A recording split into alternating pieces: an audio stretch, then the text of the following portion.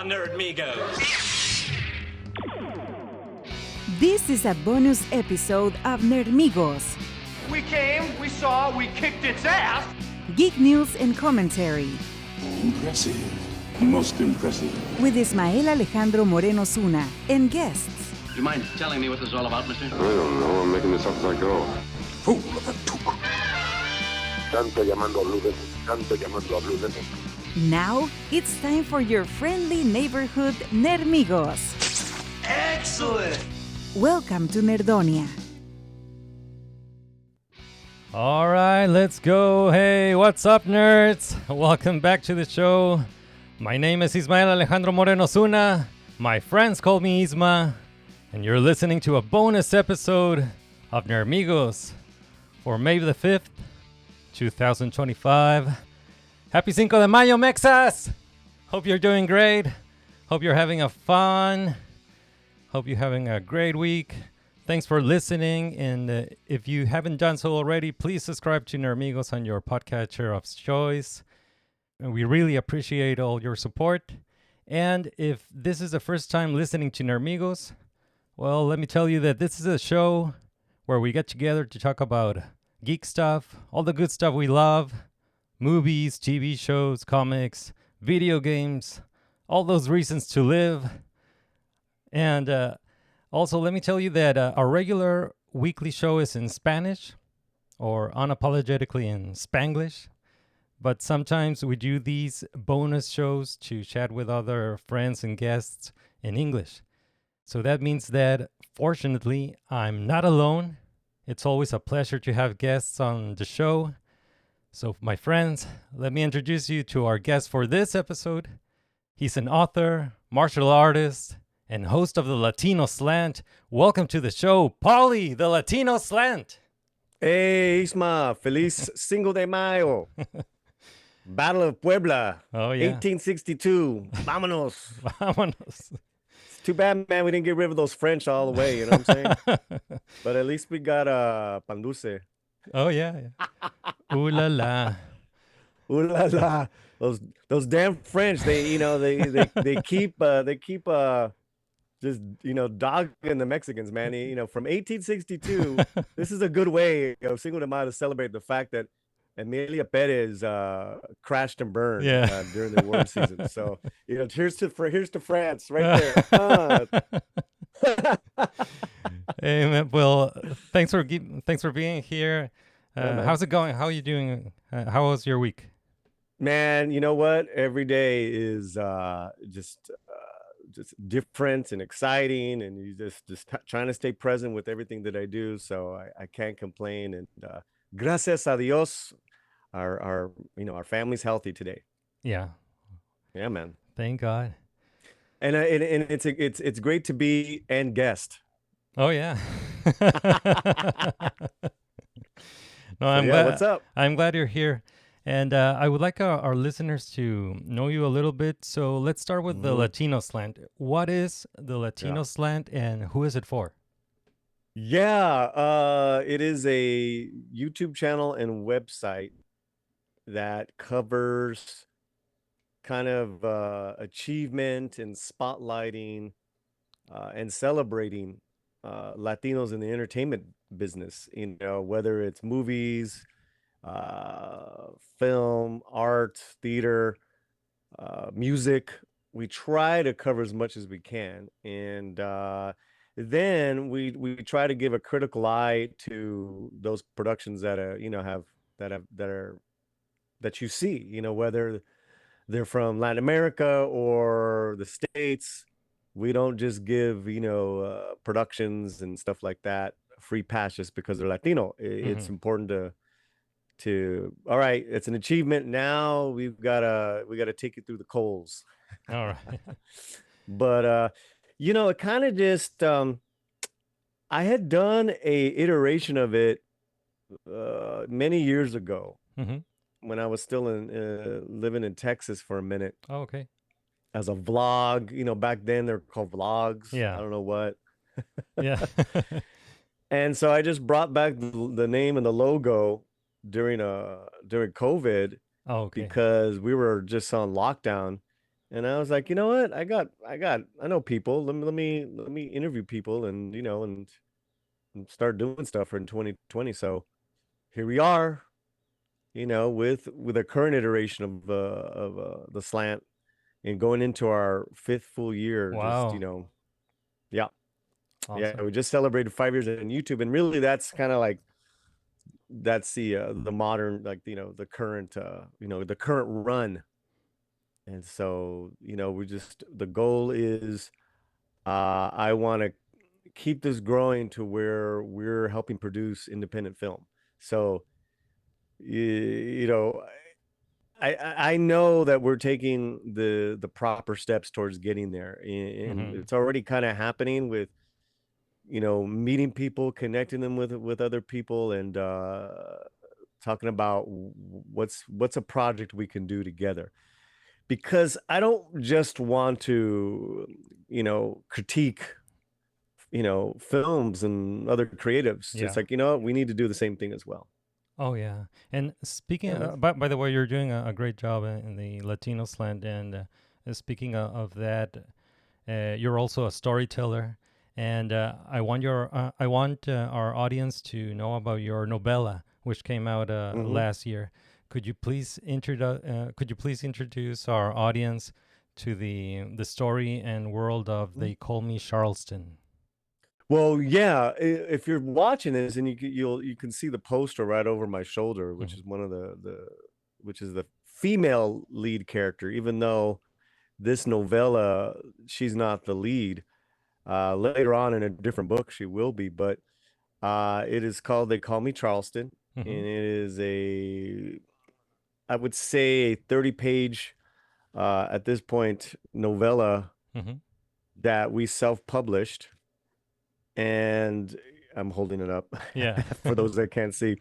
I'm holding up my printed little novella. So the long end of it, if I had to pitch it, it is Lord of the Rings meets Mesoamerican modern superheroes. Awesome. That's really it, man. Because I'm such a huge Lord of the Rings fan, the books and the Mhm. movies, and what Tolkien did with creating their own mythos. I'm just like, you know what? We need to do the same thing. And so I've been working on these characters in this world, this universe, for 20 years. Okay. For 20 years. So I have other books related to the characters that are in here. Oh. What's funny is that this iteration, this particular story, is about 5 years old. Okay. So I started scribbling around 2019, but yeah, 2019, I had written half of it, and then when the lockdown happened, I got to finish this. Yes. And then we started, connecting it with, I had an editor. I worked with her. She was an award-winning playwright. She still is. She, award-winning playwright. She gave me great notes. She gave me great guidance. And then I got together with James Esparza, who did the AI artwork on this. Oh, okay. And there's a couple of images in the book, right? Mhm. Of the main characters. So that was a great practice. He also helped me put the layout and the format together. Okay.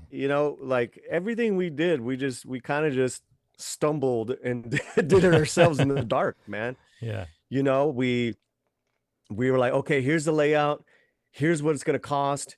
Then we got an estimate from bookbaby.com. Here's their costs. This is what it includes. And I'm like, okay, we can do this. We need to raise so much money. So we raised the money on Indiegogo a Mhm. few years ago with our supporters on the YouTube channel. And we've sold over 200 copies now. Wow. And so I'm really proud of this first one. So much so that anytime I see maybe something that's kind of similar in theme, Mhm. like Sinners, I just recently saw Oh Sinners yeah, twice. I saw it. Yeah. Okay, yeah. I mean, they could totally live in the same universe. Oh, okay. It Nice. it got me going to I need to finish book 2. Mhm. So yeah, really the story in this first one, the narrator is a man named Charleston, Mm-hmm. and he basically tells you the world that he inhabits and what his job is. He's a healer, so he can heal without touch. So if he's close to you and you allow him, meaning that you just stay close to him, Okay. he can heal everything from physical maladies to emotional to connecting you back to your spirit. The longer he's there, that's one of his powers, and we kind of designated different powers to different people. What's fun here is that, like Familia, they're all related, Okay. the good guys and the bad guys. Oh. And like Familia, they love and they can hate each other. Okay, that's And interesting. yeah, and then like and then like with Raza, it's like they hold grudges. So I kind of throw all that in there. It's set all over the Southwest. I messed around with a couple of the Mesoamerican gods Mm-hmm. and kind of gave them a new that kind of the Lord of the Rings thing comes back, Yeah. where we talk about the trials you got to get to get to the underworld. Some characters go on that journey. Then I created a new mythic land where once you cross over, you start your training at this particular god's, quote unquote school, sort of like Professor X, Uh-huh. right? It's like, sacred lands. Okay. And again, he takes this god, his name's Bravo, and his picture is in there. In the story, he's in the backdrop Mm-hmm. of the story. He's like in the background. You hear and talk about him, but Charleston is literally going, the action of this particular novella, he's going to assess this girl and her Mm-hmm. powers. Is she ready to cross over? Okay. And without giving out too much, there's a great twist that happens at the end of this where we go to the next story. But that's it. And he kind of describes he describes as many characters in this world that he's connected to. So the Bravo character, his book I wrote like 15 years ago. Wow. I just kind of put it away. Mm-hmm. So I'm basing him off of like he's like a half Toltec, half Aztec, Chicano that was born in in Buckeye, Arizona, Okay. which is a very desert, dusty town. Not near the border, but kind of not like Yuma or Nogales, Mm-hmm. but there's just this connection that I'm trying to have with all the cousins. So yeah, that's Hey, it sounds fantastic. And yeah. it's great that you have more stories, and you mentioned book 2. But Yeah. and what's next for this project? Are you thinking of other media, maybe an audiobook? Well, we have the audio. Oh yeah. So when the Indiegogo happened, there's 3 levels you can get. You get the book, you can get the book and poster, and then the highest level you get the book, poster, and an audio Oh, cool. that I produced here. So me and my girlfriend, who's actress Romy Diaz, Mm-hmm. we just read it, and it's a decent MP3. Mm-hmm. And so we gave that to everyone as our gift. Oh, nice. But now that is up now on our YouTube channel. Oh, great. That's great. Yeah. So, but what's funny is what we're thinking and talking with James Esparza is taking maybe a scene or two Mm-hmm. and doing an AI short film, Oh, okay. That's interesting. because the technology's there. I'm just want to kind of like mess around with Yeah, it. you want to play with the Yeah, AI because tools. yeah, in particular, like things I just probably I probably can't afford to recreate a mythic land that I created in my head, Yeah. and so I'm toying around with that idea, but then also too writing and finishing the next story, which will take place in Yuma with other characters, and it's gonna be very musical. Okay. It's gonna be we're connecting it with some regional kind of corrido and ballad music from like 100 years ago. Oh, nice. to kind of made up scenarios. So it's in this book. We make up the scenario that Emiliano Zapata never died. He was never assassinated. Mm-hmm. It was publicly he was, but the deal was, look, you're doing too much good. The other side of, the other side of the, as far as, the dark cousins, they don't, we have to keep a balance. So you gotta go chill, and you can't do anything. You're going to be sequestered. So this book too, is Emilio waking up in the 1990s. Oh, I know. It's really bizarre. It's really bizarre. And he takes it. The gist of it is he's going to take care of a woman who's been convalescing. Mm-hmm. One of the other things I wanted to do was kind of take people in our society that we discard. Okay. Elderly, Yes. disabled people, homeless people. Yeah. We just kind of like, we feel for them, but we kind of just discard them. Mm-hmm. Unless we're like working in those fields. So Charleston, the guy, the lead character I told you about, he's a homeless person. Okay. In our reality, he's homeless.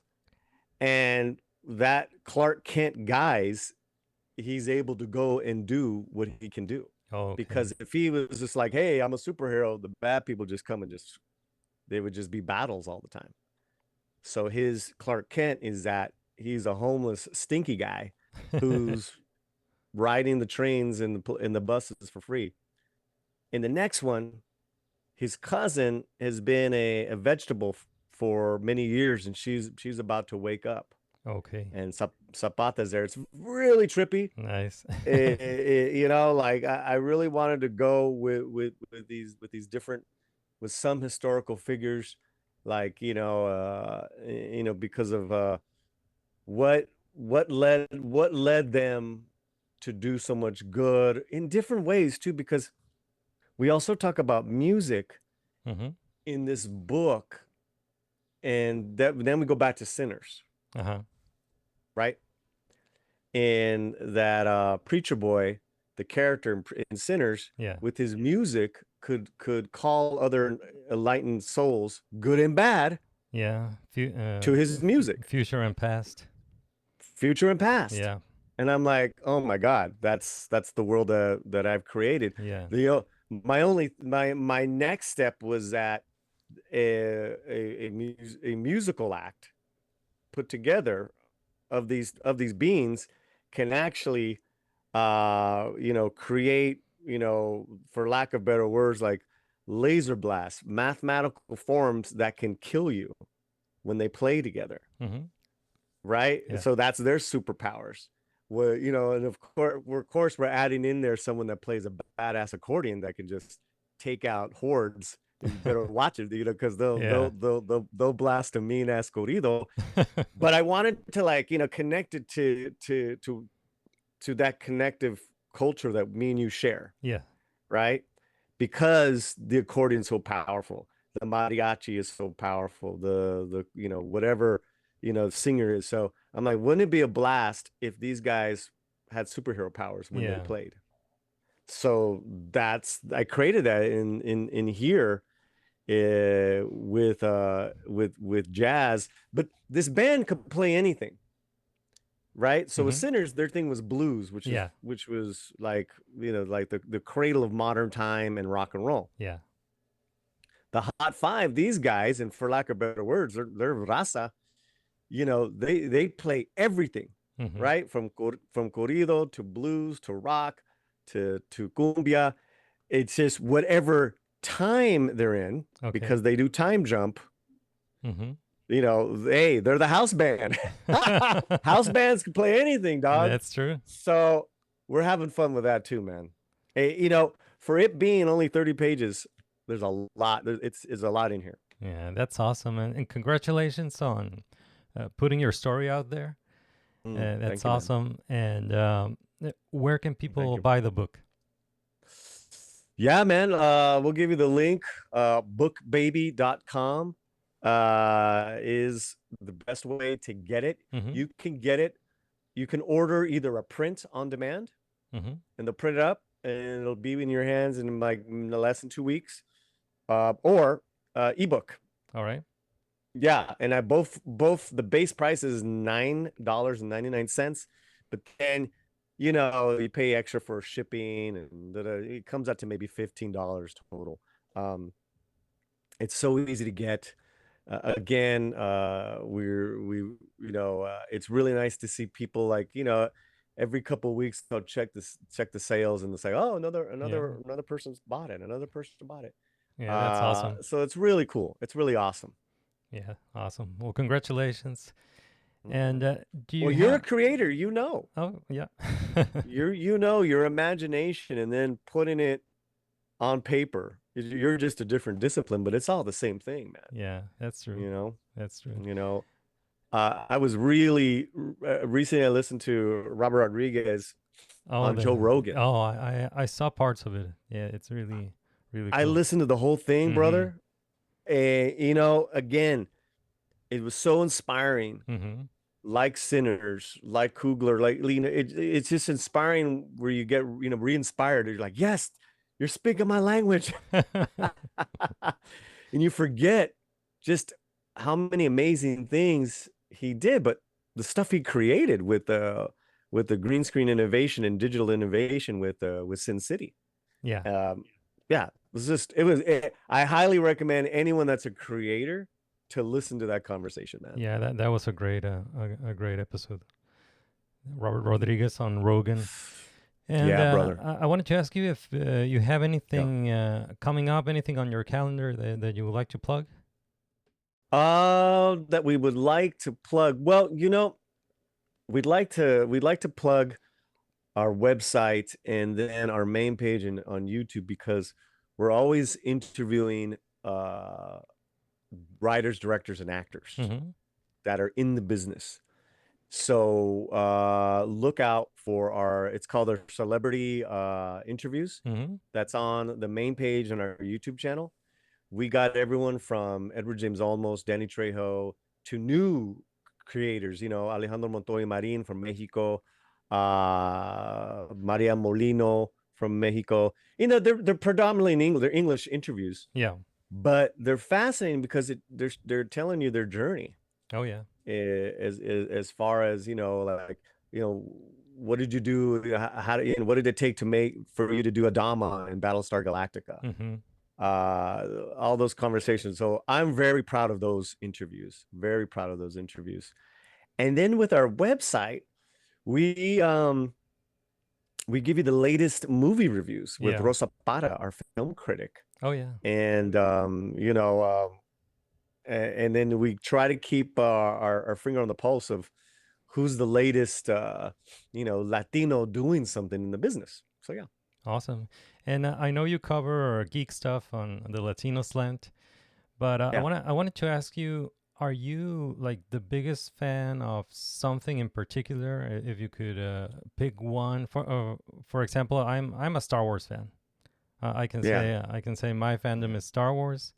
I can also say Ghostbusters. So my heart is split. Nice. My heart is split in two. It's a half Ghostbusters, half Star Wars. But how about you? What's your fandom? Those are good ones, man. Those are great ones. I mean, I think Star Wars is my OG fandom. Okay. Like when I was 7, I saw it in the theater, and the love affair began. Now the love affair lately has been tested. Yeah. But my friends, they always buy me, like stuff for my birthday. I got this really cool kind of like artistic thing of the stormtrooper heads. Yeah, I love stormtroopers. So yeah, that is one. I think ones that have affected my creativity, the X-Files and Lord of the Rings. Oh, nice. Okay. Because there's a in this universe I created, there's a screenplay I wrote in this universe, and I draw heavily from X-Files. You know, I'm telling you, man, this stuff is pretty old that I've written over the last decades, because I was really taken away with the Lone Gunman. And so I made my own, iteration, Los Tres, and it's, just three Latino nerds that help out the lead guy, get to Miglan. And he's like, how do you get to Miglan and how do you get back? It's like, oh, well, you got to do this and you got to do that.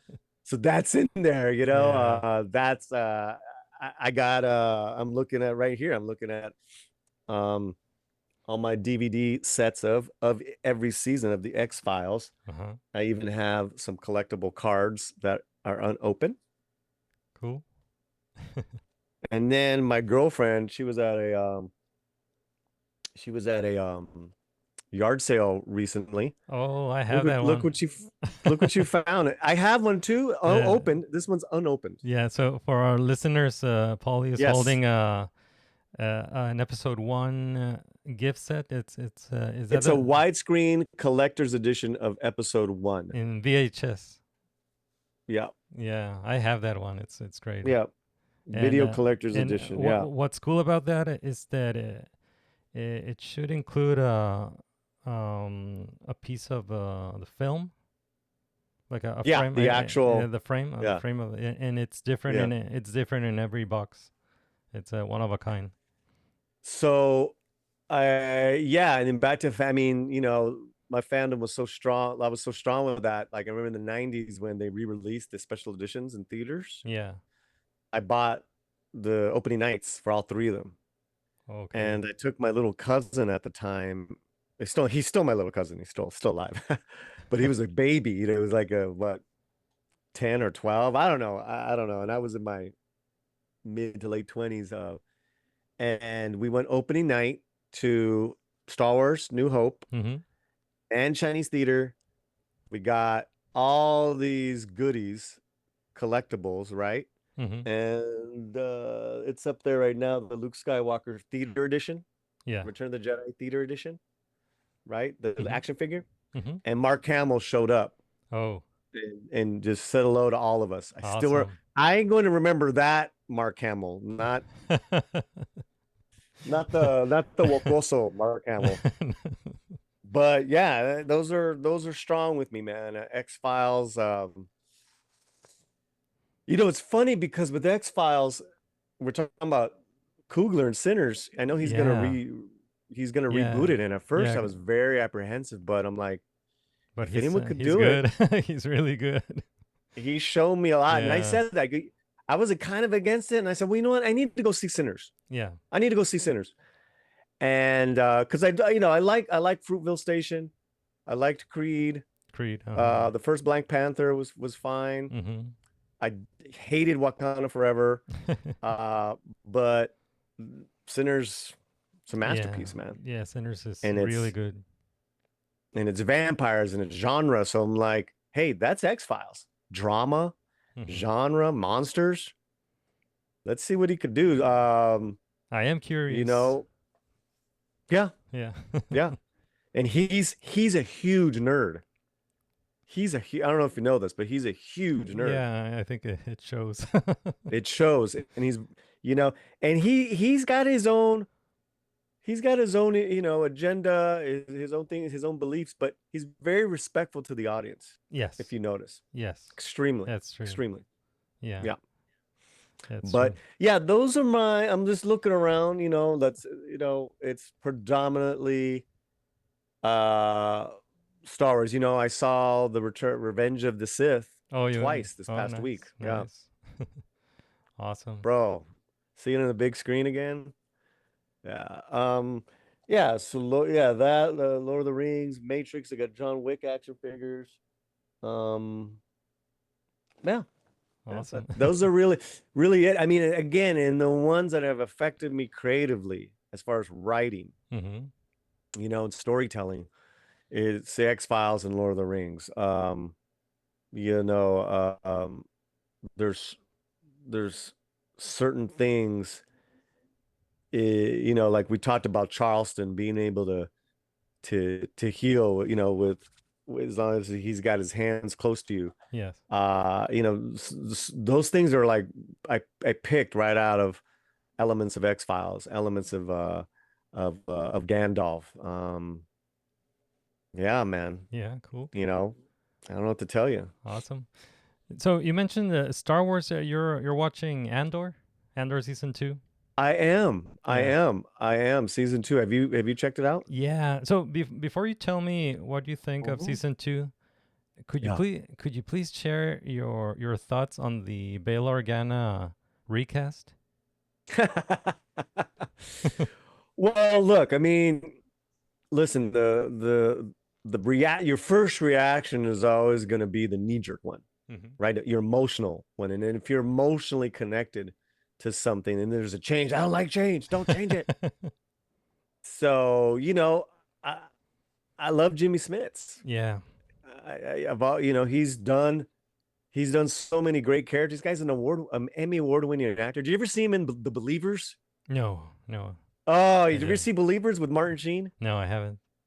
Oh, dude, you'd love that flick. So he's like it's a supernatural. Okay. Right? And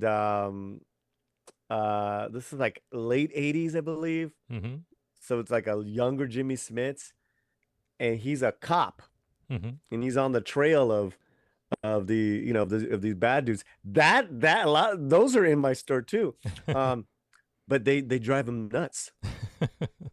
Dude, he's so good. He's not in it a lot, but he's so powerful in that movie. It's called The Believers. Great film, man. Great, like a voodoo, that Martin Sheen goes on the hunt for. So yeah. So back to Jimmy. So yeah, you have this connection growing up with him, and then he's been Bail Organa for 23 years, on and off, different iterations, right? Yeah. Always solid, but I think he started cementing him with Rogue One.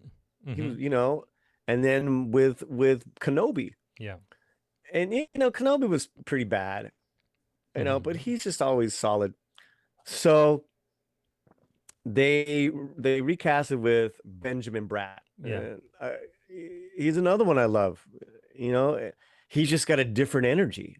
Yeah. Benjamin Bratt, has got that kind of hot head, different type of gravitas from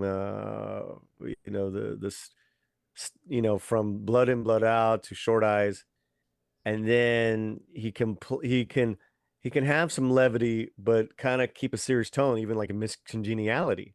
Yeah. He played a great foil to Sandra Bullock that I don't think Jimmy could have. Jimmy is kind of like, he's rooted more like a mountain. Yeah. Whereas, Benjamin Bratt is a surfer. And he literally is a surfer. He grew up surfing. So I love both. It was just so jarring to see that scene. It was just like, what? Yeah. So what I'm hearing is that the role he's gonna be predominantly in the later half of season 2. Yeah. At least that's what I've heard. That the third arc, he's gonna cook. That's what I'm hearing. And you know what? I listen. I would have been really upset if they had casted with not a Latino. Yeah, which because I'm like, hey, which that happened originally. I don't know if you remember, but there's a cut scene from episode 1 with a different actor. Bail Antilles. Yeah. Right? No, it was Bail Organa. Didn't they change it to Bail Antilles to Bail Organa? I can't remember. Bail Antilles. I think Bail Antilles was, there was like a different. I think that was the captain in the Attentive 4. Yeah, think so. But yeah, there was a Bail Organa. But in Phantom Menace, there was a different actor. Yeah. Bail Organa was supposed to show up in the Phantom Menace, and they cut the scene, but it was a different actor, not Latino. That's funny. So what I think of I mean, I like both actors, but what I think of the character Bail Organa, Mhm. I understand that that George Lucas used him as a side character in the prequels, Mhm. but I also think that George knew that the fans understood how important he was. I think he knew that the fans would fill up the blanks, fill out the blanks. Yep. Um, so I think Yeah, even more so because of his connection to Leia, to yeah, Princess Leia. yeah, and the Absolutely. Mm-hmm. yeah. So And that's where, just to cut in, and that's what I really loved about Jimmy in the little Leia. Oh, I yeah. don't know why we needed Leia, but I love their scenes because his gravitas as a father was just right on. Yeah, that's true. That's true. That's what he is important because he is Princess Leia's dad, Mhm. and revolutionaries are raised by revolutionaries. No, you can't Yeah. you can't deny your upbringing. So Mhm. there's that, and then Mhm. I don't know a lot about the expanded universe, but I know that Mhm. I know that Bail Organa was one of the founders of the Rebel Alliance in Yeah. the original expanded universe, the Lucas expanded universe. That I'm not seeing that in the Disney version. Well, you saw that in is it Clone Wars and Rebels? He makes an Rebels. appearance. Uh, I can't remember his appearances, but he I was know he was in the Mhm. Bad Batch in the animated series. Bad Batch. Okay. He was in the Bad Batch, and he was voiced by Phil Lamar. Okay. Which He's I great. He's great. yeah, I love Phil Lamar, but he was doing like a weird accent, like Really? a Was very it? he was doing like a generic Latino accent. Oh, that's funny. It's That's it's funny. yeah, it's funny. But So, yeah, Jimmy didn't play him in animated in at yeah, least in Rebels. No, not the I Bad think he Batch. did play him in something else, but Yeah, his look, it yeah. was Jimmy's. It Oh was yeah, that was Jimmy's character, cartoon, yeah, right? It was yeah. In the Clone Wars, that was right. yeah. So here's a couple things, right? I don't know. Were you done? I'm sorry. No, just saying that he is one of the founders of the Rebel Alliance, and he is as important as Mon Mothma. So I think that Bail Organa should have been in Andor since season 1. That's And true. yeah, That's true. so Well, but yeah, yeah. the recast. I just think it's unfortunate that Jimmy Smith wasn't available. That's what Tony Gilroy said. Tony Gilroy said Yeah, I that don't buy it. I don't buy that it. he was not available, but I don't know. Yeah, I don't believe it at all. Me neither. Uh, I think they lowballed Jimmy, Yeah, and because Jimmy would have done it in a heartbeat. yeah, He was saying, oh, he was doing his other TV show. That TV show was already done. yeah, He's had nothing on the books since then. So that's, and then you're hearing Jeremy Renner. They lowballed him for season 2 of Hawkeye. It Oh makes yeah, total sense. I heard that. It makes total sense because these guys don't have a lot of money, even though they spent so much on Andor, Hmm. right? That they would lowball, Jimmy, which is, just a huge disrespect. But that being said, I talked to Chris Gore. He's seen the whole entire season already, this Yeah. second season, and he says that Bale's character is amazing. Okay. So I'm like, and he says the first 3 are actually the weakest, Yeah. and these last 3 that I just saw, 4 through 6, man, it's like a completely new show. Yeah, it's I think when I saw the second arc, what I was thinking while I was watching the second arc was that the first arc now feels disposable.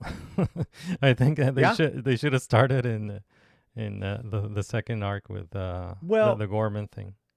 So yeah, so let's going back to the Bale thing let's go back to story before we go to the storytelling with Bale.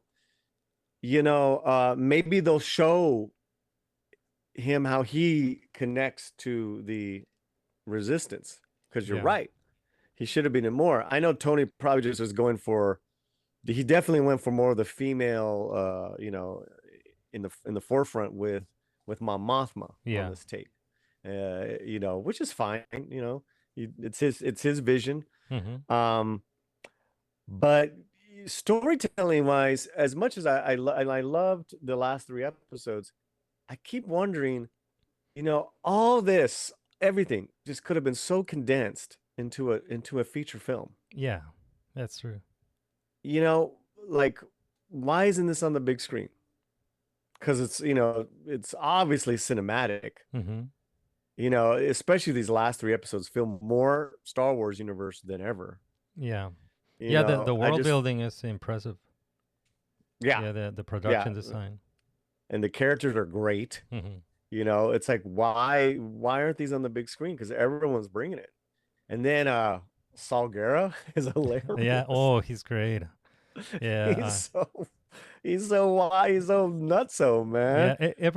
Every time we see Saw Gerrera again, he's just a little nuttier. He's just he's more crazy every time we catch up. And then I was trying to think, okay, at this time, like, where's Jen Erso? Because Jen is under Saul's care, and she's, Okay. yeah, this is like, Yeah, I think that was like 10 years ago, something like that. When she was little, but then they were separated for yeah, some years, yeah. Well, obviously, it's all gonna lead up to Rogue One, which we all know where it's going, and that's like such a big challenge with storytelling when everyone knows the ending. Yeah, that's true. Right? Yeah. It's just like, how can you make this different? And that's all. I've always given Gilroy that love, because Rogue One, we all know where it's going. Yeah, A New Hope. that's true. That's probably the best Disney Star Wars film, That's in my true. opinion. And then It is. I Andor, like it. in these 2 seasons of Andor, it's like we all know where it's leading up. Andor's gonna die, right? Yeah. It's like, wow, this is pretty amazing storytelling. Yeah, it is great. What I'm most excited about Andor is the connection with Rogue One. That's what I'm looking forward to. Yeah. How it connects to Rogue One. So what I feel. But you know what? that's With fine. that, we all know what characters don't make it to Rogue One, Yes. and I'm just like, Yeah. I don't like. Bix is gonna Yeah. probably meet her end, Yeah. and besides that controversial moment, Mhm. I'm loving that she's coming out of it. Yeah. And they, I'm like, why are they making the Latina go through so much? Yeah. I'm like, come on, guys. Yeah. And I hope that because the Yeah. end of episode 6, she literally ends the episode 6 with a bang. Oh yeah, she just needed a little bit of vengeance. She'll be all right. But then we know, like, well, she ain't gonna make it. Like, I Yeah. didn't see a Rogue One, and that probably prompts. You're seeing also too the Cassian Andor becoming Cassian Andor, Yeah. because you're like, why is he such a ruthless guy in Rogue One, where he kills the homeboy? Yeah. The first scene. Yeah. We know. And I really like Luthen. I think that's a great character. Oh, Yeah. man. Yeah, he's not gonna make it, Joro. But he's I great. mean, Stellan Skarsgård, he's amazing. And then his crony, she's great. Mm-hmm. She's saving his ass. They all, yeah. I mean, there's Yeah, she's just great a too. lot. There's a lot there's so much world building, and yet from Rogue One who survives and who doesn't. Yeah. So it is fascinating to see. Yeah. It is fascinating. And then when all is said and done, then you have that with the canon. And that's really cool, man, when Yeah. it works. Yeah. Well, yeah. I don't really worry a lot of. I'm not too precious of Star Wars lore, because the way I see it, I do separate George Lucas's Star Wars from Disney Star Wars. But for me, it's a very clear separation. when I am when I look at Disney Star Wars, it's like listening to a cover band. It's like a cover band of my favorite band of all time. So you can enjoy that cover band or a tribute band. Some covers will be good, some covers will be not so good. Yeah, but I see what you're saying. It's not the real thing, right? So that's the way I see it. So for Andor, I think it's an excellent show. It's a great show. Everything is excellent. The acting, the production, it's well written, well planned. You can see the money in every shot. Beautiful to look at. It's an amazing show, but it needs more Star Wars. I totally agree, and I finally felt that in this last episode. Yeah, which was episode 6 we're talking about. Yeah, that I'm like, you know what? This is Star Wars. You know, you got the caper, like, you know, you got the Empire, you got the rebels.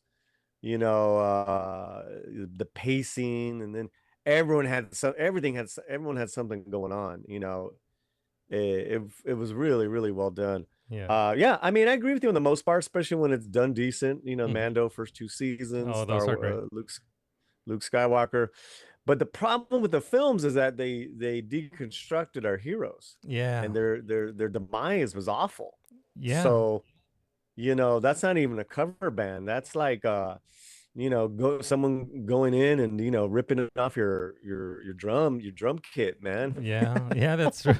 So when I say more Star Wars, I mean myth. So because George Lucas's intention was to recreate myth.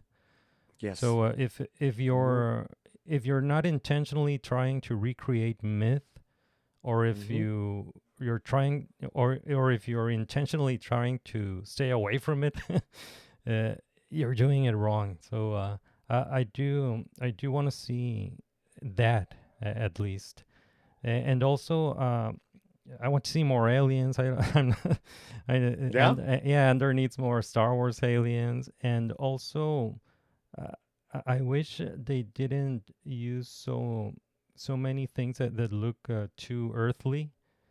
For instance, in the second arc, you have the French, the French Revolution, the La Resistance characters. I mean, it was planet. I mean, we're going. I guess we're ending with France again. It's Planet Francesia, man. It was too on the nose. So it was embarrassing because they're using French actors. All of these were French actors. They were speaking a modified French language, and they're wearing French berets, like very French. It was Planet France. Yeah, it was Planet France. It was too on the nose. We're talking about Gorman. So so it screamed not Star Wars. What it should have been is it's an iteration of that. Yeah. Then it would have been cool, right? But you can't have people speaking French in this movie. Yeah.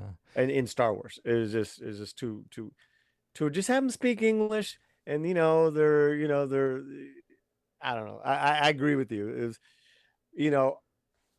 but then you start going down the rabbit hole. Why are all these people? Why do some people have British accents? And some people don't. That's it's true. Just like and Andor has some Mexican then accent. I was thinking about that. And it's like, well, Diego has his Mexican accent. Hey man, he's really bringing it. He's gotten really good. Yeah. Because I don't like Diego's work in English so much. Yeah, I'm happy for him. Yep. Yeah. Yep. So he's representing, and Adria Arjona is. Oh yeah, Adria Arjona too. Yeah. Yeah, awesome. Man. We'll see how it ends, man. I'm actually now more invested in the next 6 episodes than I've ever been. So it should be good. It should get better. Mm-hmm. Yeah. Mm-hmm. Well, before we run out of time, I wanted to ask you something about Mexican movies and TV shows. So I'm going to give you the context first, and then I'm going to give you some stats, and then I'm going to ask you a question. Okay. So, Okay. Ooh. This Let me drink another cup of coffee. yeah. Sorry. So this is a context. I haven't. I'm pretty sure you have seen more Mexican movies and TV shows than I have, like in the last 20 years. I'm pretty sure because I kind of stopped watching Mexican movies and TV shows. So it's not a complete divorce. I do have some movies that I can mention that are like the best, some of the best movies, Mexican movies I've seen. But the reason I stopped watching Mexican movies and TV shows is because I believe that Mexican movies and TV paint a skewed portrayal of Mexican culture to an extent. Because most stories in Mexican movies and TV come from a small group of creators concentrated in places like Mexico City, the Mexico City metropolitan area, or more recently, regional hubs like Guadalajara and Monterrey. Okay, so what I was seeing was just a bunch of stories set in Mexico City. And even if they were not set there, even if they were set outside of Mexico City, they were still made by someone from Mexico City, from their perspective, right? So I noticed that bias, and I got really bored. I got really bored of seeing those same stories. I started to question where are the other voices? Where are the other stories in Mexico? Yep. So here are some stats. And this is the most obvious. There are 133 million Mexicans living in Mexico. That's 133 million Mexicans living in Mexico. Okay. Most of us are not Chilangos. so Chilangos, guys, for those in Slantinos listening, are people that are born and bred or living in Mexico City. Yeah. So just to be clear, different animal. It's like a New Yorker. Yeah, like a New Yorker. So just to be clear, approximately 83.5% of Mexican residents live outside of the Mexico City metropolitan area. Okay, so that's 83.5. Okay, so the next estimates, these are not hard numbers. These are just guesses. These are just estimates. Okay. But here's the first one. From 70 to 80% of Mexican movies and TV shows are made by filmmakers or writers living in or strongly tied to the Mexico City metropolitan area.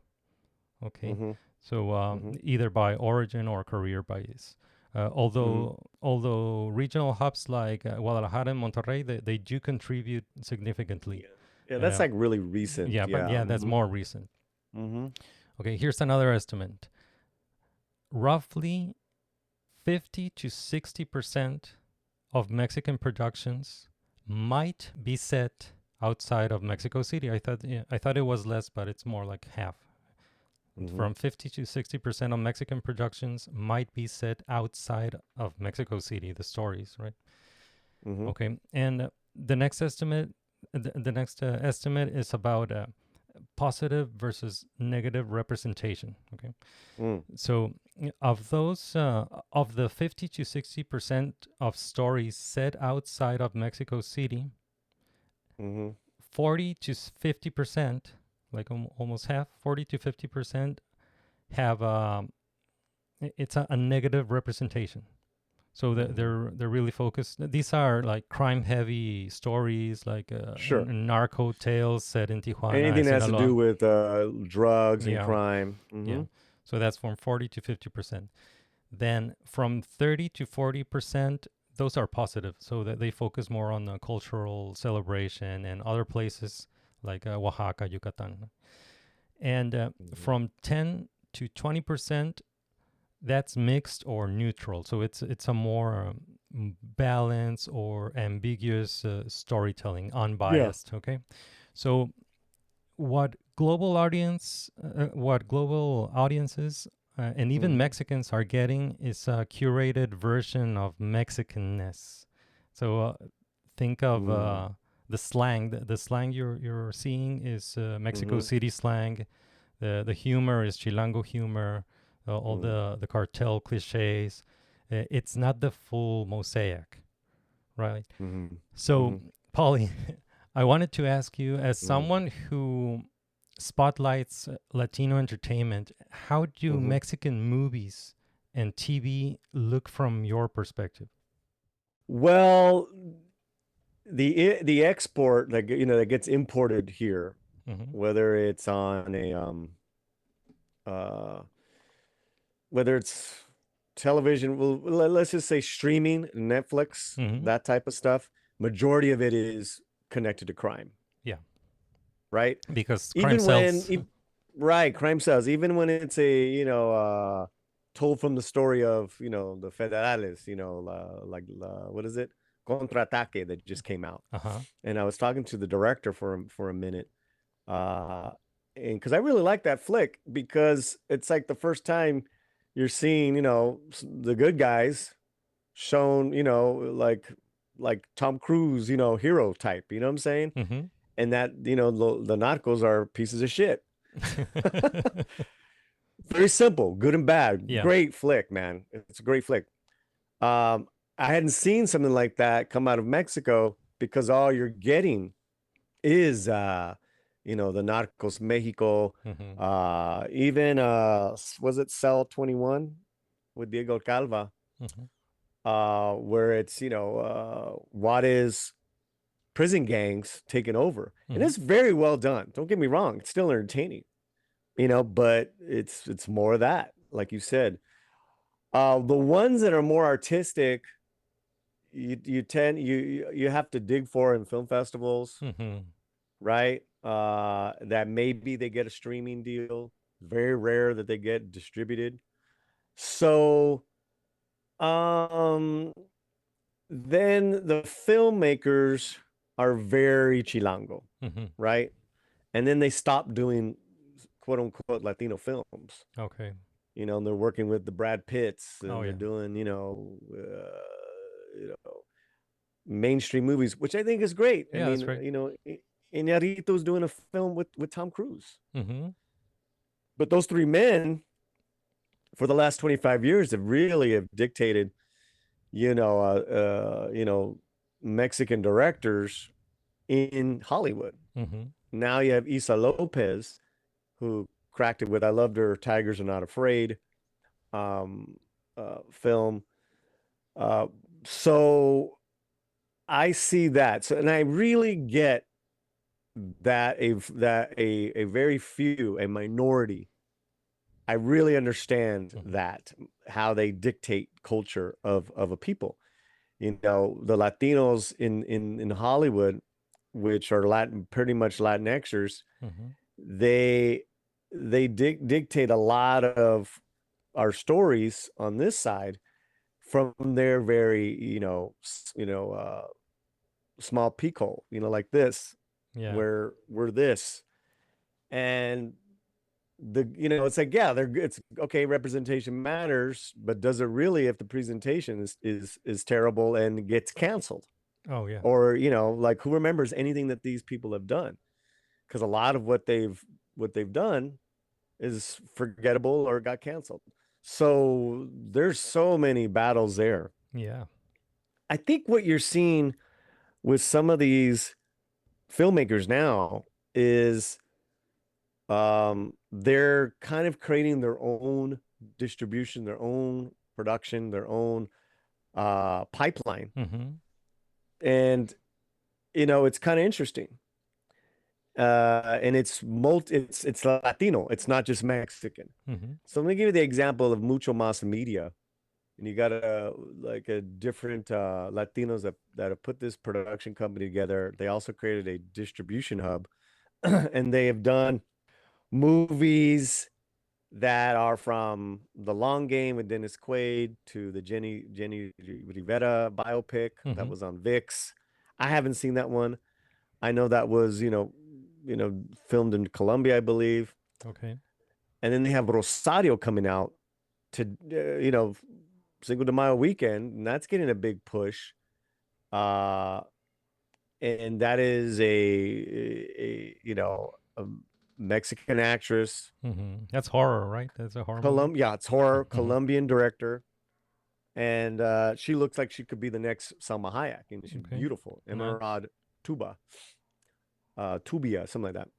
And Mucho Más Media, now they have a deal with Sony. They're going to redo La Bamba. Oh, so I see that as a huge success because they have they have different genre movies, different means of distribution, from very small independent to working with Sony.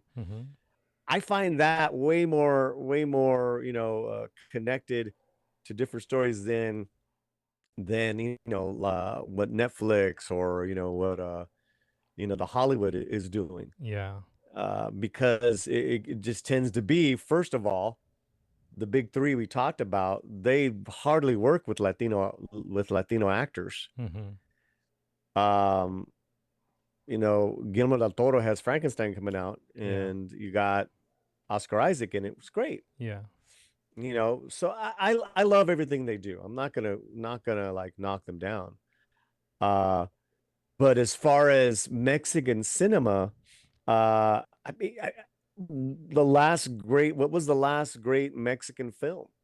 Yeah. To kind of like for cross me, over into other countries. For me, it was La Ley de Herodes. Oh man, you know what? I can't believe we haven't talked about Luis Estrada. I've been connected with him for a minute. We should talk about him. Yeah, we should. That's a whole nother. Yeah, that's another episode. Maybe we'll bring you on because yeah, I love La Ley de Herodes. I mean, that is just a masterpiece. Yeah, and El Infierno. Que Viva Mexico, I think it was good, but it definitely could have used an edit. But he always has such strong vision. So, and he didn't take the Hollywood bait. He stayed in Mexico. Yeah. So yeah, I agree. That's a good one. And Y Tu Mamá también. Yeah. Have you seen Matando Cabos? Yes. Yes. I love that one too. Yeah. But look at, what was that? 25 years ago? 20 years ago. Right. Exactly. Yeah. Yeah. It's a long time ago, man. Yeah. And a lot of these films that I'm seeing, they're just so like, plastic. Like even when they I've liked, I've liked a couple of the stuff that Memo has done. He's Memo Vargas, is that his name? The kind of comedian type of actor. I don't know him. Oh man, he's pretty funny. He had a Spanish sitcom called Harina. Harina, okay. Yeah, and it's 2 seasons and it's on Prime. It's all in Spanish, but he's the loser cop. think Reno 911, but like Chilango style. Okay. And he's just a total fuck up. Like he's hilarious, bro. And those actors work together a lot. Yeah, it sounds familiar. Yeah, I might have seen a clip online. Yeah, and it's got that like kind of like that cinema feeling that it's half documentary, but it's not. Oh, okay. So that was excellent, and he's been in some popular films, and then some films we reviewed that went to VIX where it was pretty lame. But he's always like bringing something. He was in a movie with Adriana Barraza last year. Adriana Barraza. Where the train tracks in, but like a Spanish, it's Mexican. Okay. And that was a very sweet story. So it kind of in that 10% you're talking about. Yeah. Because that's about teaching these kids, education, imagination. And then what was and then there's Eugenio Derbez and that movie was The Teacher. Okay. A couple years ago. Yeah, I haven't watched that. So it's almost like coming out of Mexico, it's either like drugs or carteles or, or an illegal coming here and trying to do good, or victimhood, trauma, Mm-hmm. or let's teach the kids not to be in gangs. Yeah. Let's show them a But way. yeah, And but so it sounds like independent is the way, right? Yeah. Independent filmmaking, totally, independent totally, production. absolutely, brother. Yeah. All right. And Well, yeah. yeah. Sorry, you want to say something else? No, like again, I would say go back to our slant interviews. We talked to some of these Mexican and Latino executive producers and directors. Mm-hmm. There's a great conversation I had with Sergio Pisolante, and we keep talking to each other. He's from Latin America, but he executive produced Zorro, that was on Prime. Mm-hmm. International cast, Mexican actress, Spanish dude. That was a kick-ass show, man. And he's trying to get a second season. That's great. And I'm like, it's like, dude, they did Zorro really well, to where it ended up with Zorro on the rooftops of New York City, 1850s. It was like he was flexing like Batman. I was like, whoa. That's Yeah, awesome. yeah. So that's it, man. It's been a great conversation, man. Thank you so much. Yeah, well, let's wrap this up. I hope you had fun, and it was great having you here. Now, before we go, please tell our audience what's the best way to find you online. Yep, thelatinoslant.com and Latino Slant on YouTube. Awesome. Come on by. Thank you so much, Ismael. Awesome. Well, thanks for being here. Thanks for stopping by. It was great talking to you. All right. Take care, guys. All right. Que viva Mexico. All right. And now time. Viva Mexico. Feliz Cinco de Mayo. And time to hit that old dusty trail.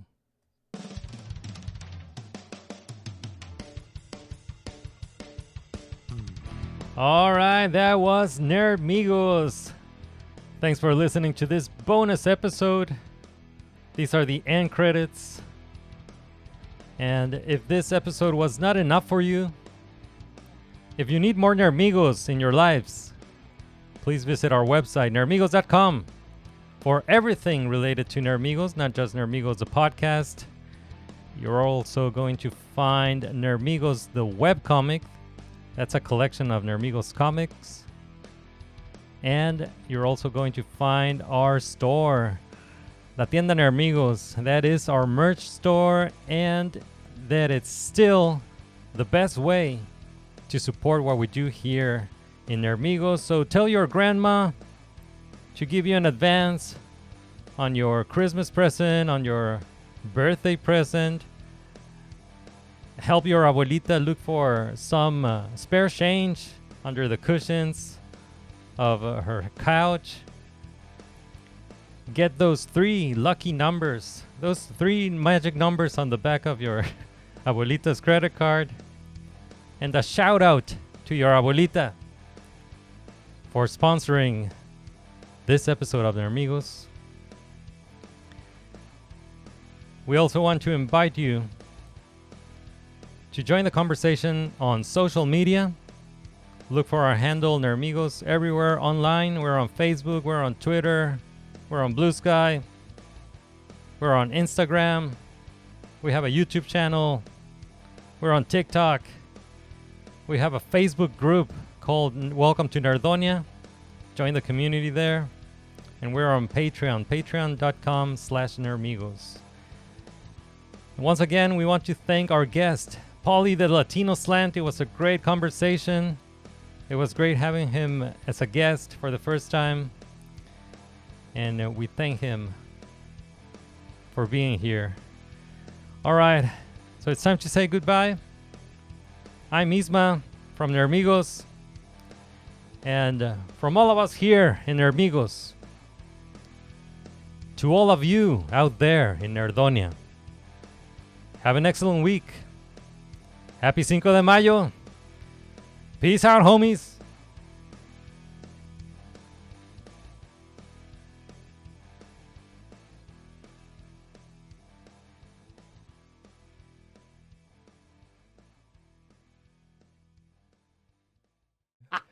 Ooh la la. Ooh la la.